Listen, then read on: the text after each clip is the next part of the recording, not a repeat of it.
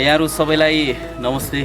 आज म सल्यानको शारदा नगरपालिका वडा नम्बर 7 कजेरी यो हलले पार्कमा आएको छु। विशेष गरी यो भर्खरै बनेको पार्क हो र आज हामी यो पार्कमा आइपुगेका छौँ। शारदा नगरपालिकाका नगर प्रमुख प्रकाश भण्डारी सहित यहाँका वडा अध्यक्ष लीलाबहादुर रोका लगायत केही व्यक्तिहरू हामी यहाँ चाहिँ यो घुमघामको लागि विशेष गरी अनुभवका लागि आउने क्रममा यो भिडियो मैले बनाइरहेको छु। अझ चाहिँ यो हलले पार्क भनेर जुन बनाइएको छ यो ठाउँमा बनाउनुको चाहिँ खास यसको महत्त्व चाहिँ के रहेको छ? यो चाहिँ शारदा नगरपालिका 7 नम्बर वडाकै अलि बिच सेन्टर पर्ने र यो अलि उत्कट ठाउँमा अग्लो ठाउँ भएकोले यहाँका चाहिँ यहाँ बनाइयो। अब यहाँबाट चाहिँ यो हाम्रो फ्यामिली यो ब्याकग्राउन्डमा चाहिँ देख्न सकिन्छ हैन, त्यसैले यो फोटो खिच्ने बनाएको हो। ब्याकग्राउन्डमा चाहिँ हाम्रो फ्यामिली देखिन्छ। त्यसै गरी यहाँबाट चाहिँ हाम्रो वडाको यो अरू पुरै भाग चाहिँ अवलोकन गर्न सकिने भएको हुनाले यहाँ चाहिँ हामीले बनाएको हो। भनेपछि यो भागतिर चाहिँ यो खामे लेखहरू पनि देखिने भयो, यता चाहिँ र्याली उखैनी पनि देखिने भयो। र्याली उखैनी त खासै देखिँदैन, तर अरू यताको गाउँ चाहिँ देखिन्छ।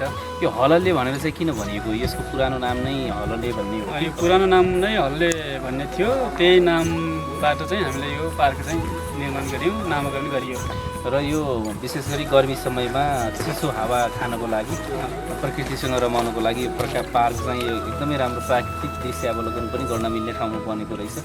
यहाँ चाहिँ अब काफलहरू पनि पाइन्छ वरपर, कहिले काहीँ काफलहरू खान आएको बेला पनि रहेछ होइन? त्यही भएर चाहिँ हामीले बनाएको। यो चाहिँ एकदम आनन्द छ। यहाँ चाहिँ सबै मान्छेलाई चाहिँ प्रचार प्रसार गरिदिनु पऱ्यो। तपाईँ हामीले यहाँ एकचोटि आएर भ्रमण गरिदिनु हुन भनेर चाहिँ सबैलाई अनुरोध गर्छौँ हामी। पक्कै पनि यो हलले पार्कमा यहाँहरू पनि समय मिल्यो भने शारदा नगरपालिका वडा नम्बर 7 मा बनेको छ यो पार्क।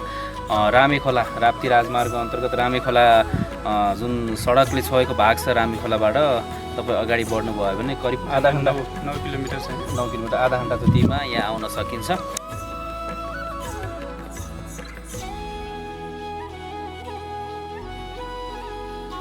शारदा नगरपालिकाका नगर प्रमुख प्रकाश भण्डारीज्यू, वडा अध्यक्ष लीलाबहादुर रोकाज्यू लगायत यहाँ विभिन्न व्यक्तित्वहरू हुनुहुन्छ।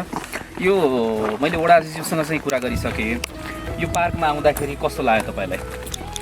मलाई चाहिँ असाध्यै राम्रो। यो चाहिँ हामीले प्लानिङै गरेर बनाएको पार्क हो। यो खास गरी प्रदेश सरकारसँग हामीले चाहिँ रिक्वेस्ट गरेर बनाएको पार्क हो। यसलाई हामीले शारदा नगरपालिकाको कार्यपालिकाले एकल माग गरेर बनाएको पार्क हो। विशेष गरी अब यो हाम्रो यहाँको वडा अध्यक्ष लीला जीले चाहिँ यो बिचोबिच भागमा एउटा पार्क बनाउनु पाए राम्रो हुन्थ्यो दाइ भनेर मलाई कुरा राख्नु भएको थियो। त्यसैले चाहिँ यो पार्क चाहिँ अहिले वास्तवमा यसको सुरुवात हो। हामीले शारदाका झन्डै 15 वडामा पार्कहरू बनायौँ, 7 नम्बर वडा चाहिँ छुटेको थियो।